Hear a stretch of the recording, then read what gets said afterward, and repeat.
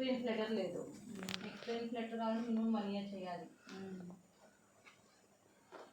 వేరే అంటే ఇక విజయవాడ ఇస్తా అన్నారు, 28,000 ఇస్తా అన్నారు. ఎక్స్పీరియన్స్ లెటర్ అడిగారు నాకు.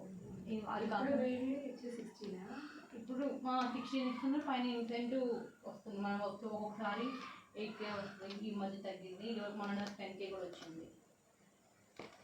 ఎక్కడికి అక్కడికి అయితే 40 దాకా వస్తుంది. ఫస్ట్ శాలరీ 30,000 అకామిడేషన్ అనుకుంటాను. పైన ఇన్సెంటివ్ ఇనిషియల్ మంత్స్లోనూ ఉండదు, ఒక 2-3 months సేల్ ఉండదు కదా. తర్వాత నుంచి సేల్ మీద డిపెండ్ ఉంటుంది. 10 lakhs పైన ఒక 10,000 ఇంకా నీకు పైన ఖర్చు ఏముంటుంది? అకౌంట్ అంటే మోస్ట్లీ అక్కడే ఫుడ్ అనే అయిపోతాయి. ఇంక పై చిన్న చిన్న ఖర్చులు ఉంటాయి కదా.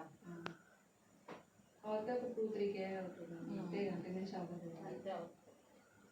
అదే ఇక్కడ వెళ్ళామనుకో లివింగ్ కాస్ట్ కూడా ఎక్కువ హైదరాబాద్. నువ్వు మరి ఏం చేస్తావు? మమ్మీ అప్పుడు తీర్చాలి.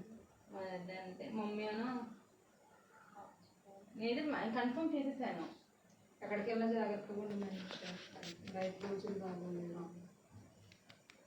ఇక్కడ ఈలోపు మమ్మీ అక్కడ అగ్రిమెంట్ ఇచ్చాము, జనవరిలో అగ్రిమెంట్ రాయాలి. అలాంటి ఎక్కడికి వెళ్ళి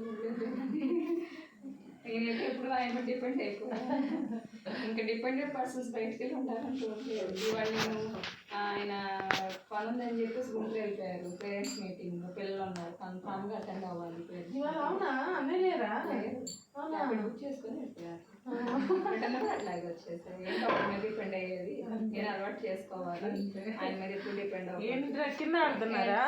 మరి ఇప్పుడు ఈ ఏజ్ నాకు స్కూటీ వచ్చు, కొంచెం టచ్ పోయింది.